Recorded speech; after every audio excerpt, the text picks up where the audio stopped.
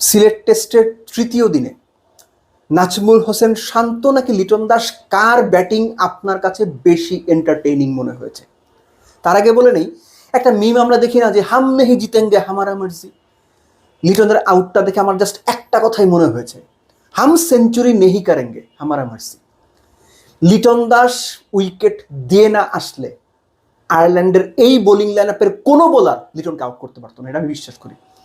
একদম সেঞ্চুরিটা লিটন পায়ে ঠেলে এসেছেন। এনিওয়েজ, লিটনের সেঞ্চুরি মিস, তারপরও দুর্দান্ত ব্যাটিং, শান্তর ব্রিলিয়ান্ট ক্যাপ্টেন স্নক, এবং একই সঙ্গে জয়ের, মাহমুদুল হাসান জয়ের 200 করতে না পারে, এগুলো নিয়ে আলোচনা করব।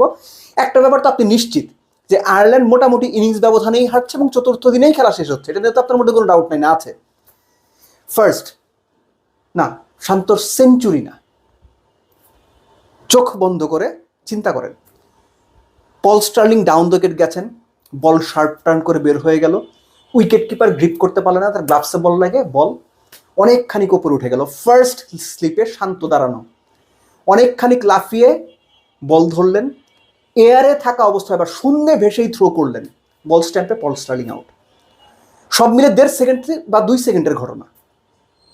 একজন ক্যাপ্টেনের অ্যাওয়ারনেস, একজন ক্যাপ্টেনের ফোকাস, একজন ক্যাপ্টেনের মোমেন্ট পিক করে দলকে তাতিয়ে তোলা, একজন ক্যাপ্টেনের এমন একটা কিছু তো করা যেটা সবাইকে চমকে দেয়। ওই রান আউটটার মধ্যে শান্ত ডিড এভরিথিং। এজন্যেই মানুষজনের প্রচুর গালি উপেক্ষা করে শান্তকে বরাবর আমি সাপোর্ট করে এসেছি। বাংলাদেশ টিমে শান্ত টপমোস্ট ক্যাপ্টেন ম্যাটেরিয়াল, বারবার বলে এসেছি। আর ক্যাপ্টেন শান্ত কতটুকু পারফর্মার স্পেসিফিক্যালি টেস্টে, সেটা নতুন করে বলার কিছু নাই। সবশেষ 5 ইনিংসে 3টা 100, একমাত্র প্লেয়ার বাংলাদেশে যিনি পার্টিকুলার 2টো টেস্টের ব্যাক টু ব্যাক ইনিংসে 100 করেছেন। এই যে শান্ত সেঞ্চুরিটা করলেন, that is a flamboyant century, one day স্টাইলের century.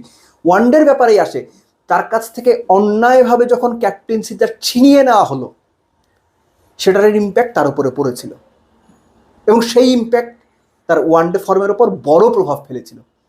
Shanto is back as the captain and he delivered with a captain's knock, a brilliant captain's knock. শান্তর এই ইনিংসটা যখন তিনি মুশফিকের সঙ্গে জুটি গড়লেন, তাদের জুটিটার কত 79 রান, সেখানে শান্তর অবদান ছিল কত 53 বা 54, মুশফিকের 23 বা 24।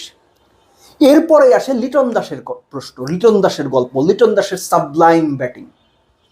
অনেকেই বললেন ভাই আয়ারল্যান্ডের সঙ্গে তাও তো প্রশংসা করছেন, আয়ারল্যান্ডের বোলিং লাইন আপ তুলনামূলক দুর্বল, বাংলাদেশের এই ব্যাটিং লাইন আপ বা লিটন শান্ত মুশফিকদের চ্যালেঞ্জ জানানোর মতো না, এটা মেনেই আমি বলছি।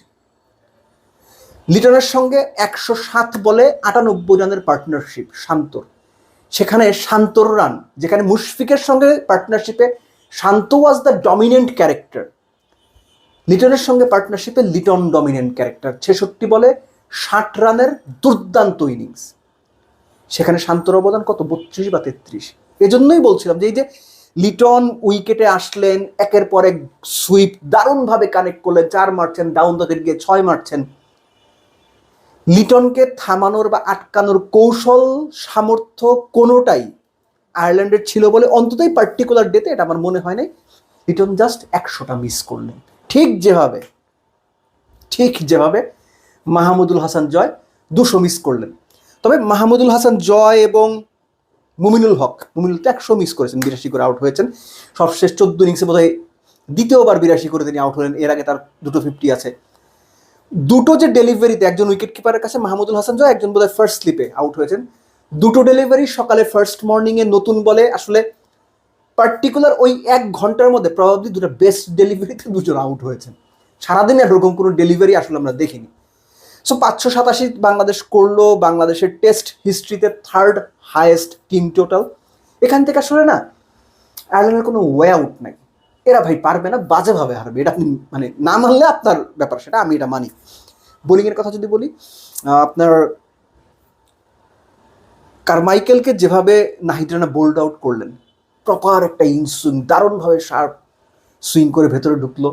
একজন পেস বোলারের জন্য, একজন দর্শক হিসেবে একজন দারুণ পেস বোলারকে এরকম বল করতে দেখা আনন্দের ব্যাপার। একই সঙ্গে তাইজুলের ঘূর্ণি, তাইজুলের ফ্লাইট, কিংবা তাইজলের শার্প টার্ন, যাই আমরা বলি না কেন, বল নিচে হয়ে যাওয়া এর সঙ্গে ইনক্লুডেড, এটা একই সঙ্গে হাসান মুরাদ বা মেহেদী মিরাজ, এগুলো সামলানোর মতো অ্যাবিলিটি আমার মনে হয় না এই আয়ারল্যান্ড দলটার আছে, যেভাবে উইকেট থেকে স্পিনাররা এই মুহূর্তে টার্ন পাচ্ছেন বা গ্রিপ পাচ্ছেন। অন্য ধরনের উইকেট হলে ডিফারেন্ট কথা বলতাম।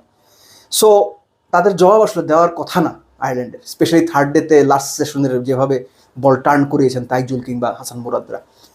সো বাংলাদেশের জন্য এরকম একটা স্টার্ট দরকার ছিল। নতুন ক্যাপ্টেন, ইনফ্যাক্ট পুরনো ক্যাপ্টেন নতুনভাবে আবার নতুন দায়িত্ব নিয়েছেন, শান্তর আন্ডারে বাংলাদেশ দারুণ একটা স্টার্ট করলো টেস্ট সাইকেলে, এবং এই ফর্মটা বাংলাদেশ কন্টিনিউ যদি রাখতে পারে লাস্ট আইসিসি টেস্ট চ্যাম্পিয়নশিপের ফেসে বা পিরিয়ডে 2 বছর স্প্যানে যে জায়গাতে বাংলাদেশ শেষ করেছিল, আমরা এক্সপেক্ট করতে পারি যে বাংলাদেশ সে জায়গা থেকে বেটার না কিছু করুক, অন্তত টপ 6-এও যদি বাংলাদেশ ফিনিশ করতে পারে, আমার মনে হয় যে সেটা বাংলাদেশকে একটা সাধুবাদ দিতেই হবে। সো বাংলাদেশ সেই পথেই টেস্ট দলটা এগিয়ে যাবে, সেই ভরসাটা রাখতে চাই। Very well done Bangladesh, very well done Najmul Hossain Shanto and co.